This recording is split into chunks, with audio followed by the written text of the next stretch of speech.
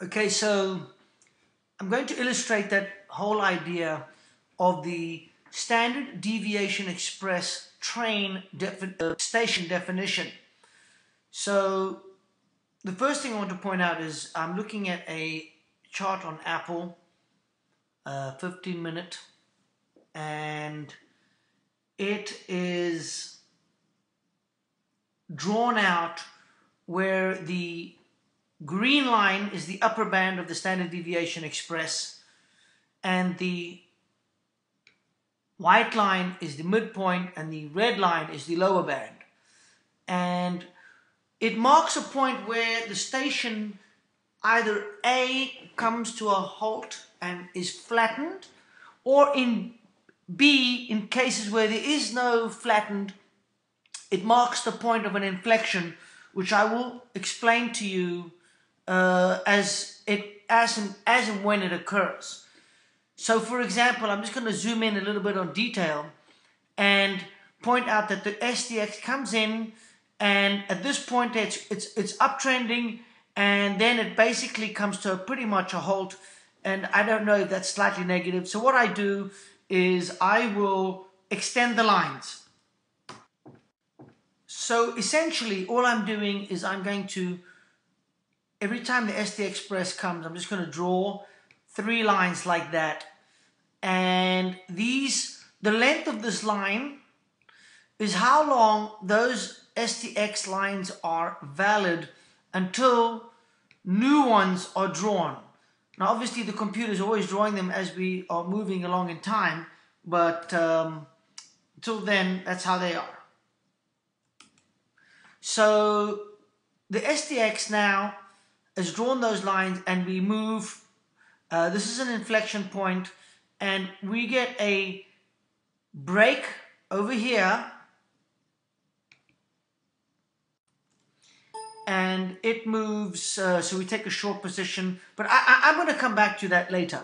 The point is that we get a lot of movement. The SDX moves and moves and moves and moves and moves, but eventually it moves out to a point where the channels, the lower and the upper, are different to what has been established. Here's what I mean.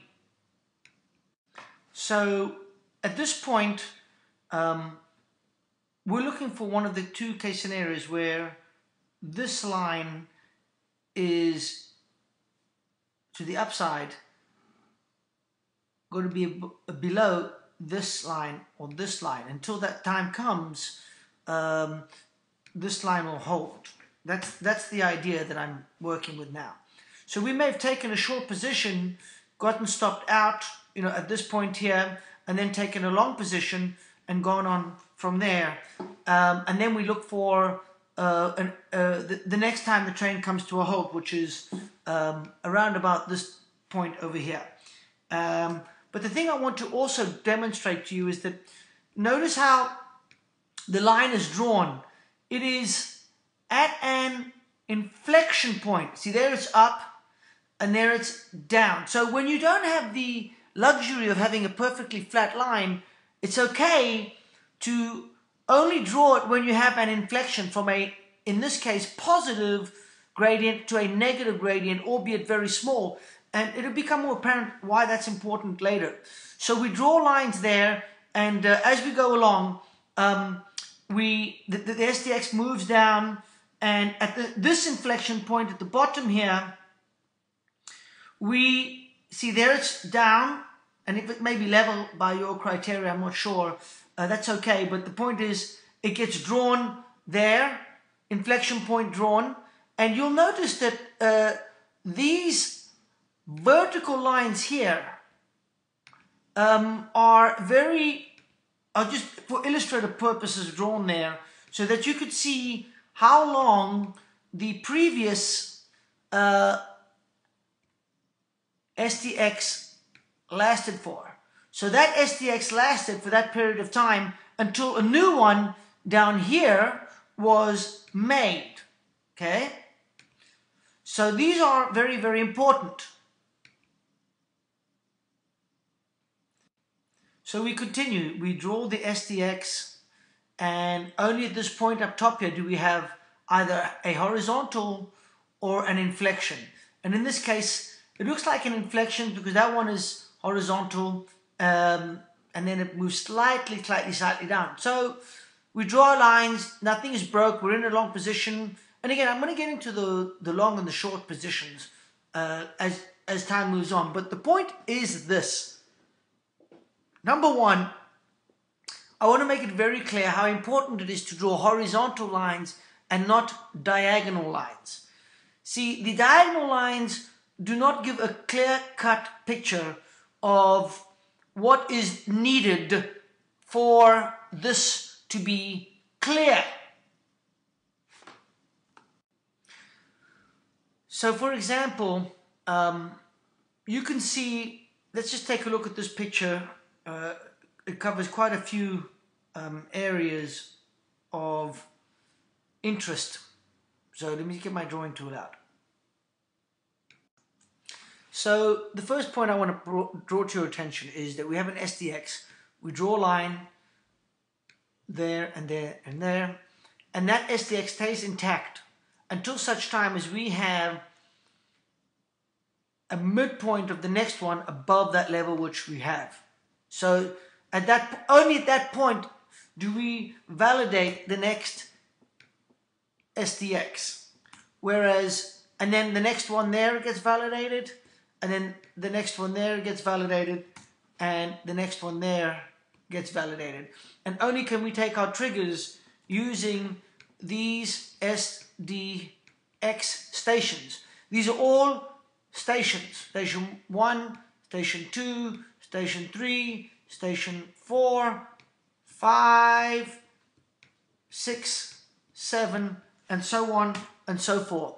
And they're constantly being redrawn only when, and I repeat, only when the criteria on the first slide is made. And the reason for that is to take out the clutter, and here's a good example of why that is so.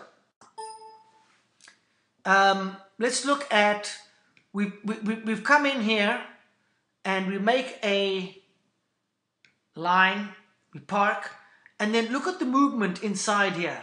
See, we don't want to be taking trade signals because we could get false signals. As it happens, it moves up, and that doesn't really, maybe that's not a good example, but here's a good one.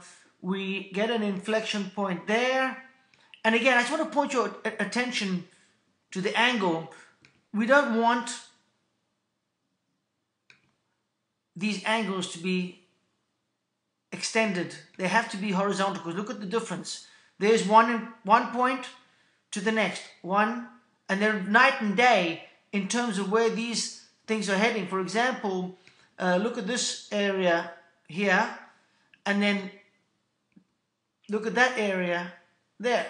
I mean, it's night and day. We cannot have diagonal lines. It's too misleading. Whereas with without the diagonal lines, if we use the inflection point, look at the minor difference on one point to the next. One is there, and the next one is there. I mean, it's negligible. That is why it's very important to have these lines drawn like over here, there, and there. I mean, the difference between one inflection point and the other is nothing. So that's why it's very important to keep those together. So we move on, and again, the bars here that I highlight show how long the SDX is stationed for, and we use those lines as our parameters, and nothing else changes. And I'll show you the results that this thing brings in my next slide. It's pretty amazing. But again, the idea is to avoid the clutter. I'm going to look for an example where we have no clutter, a lot of clutter avoided.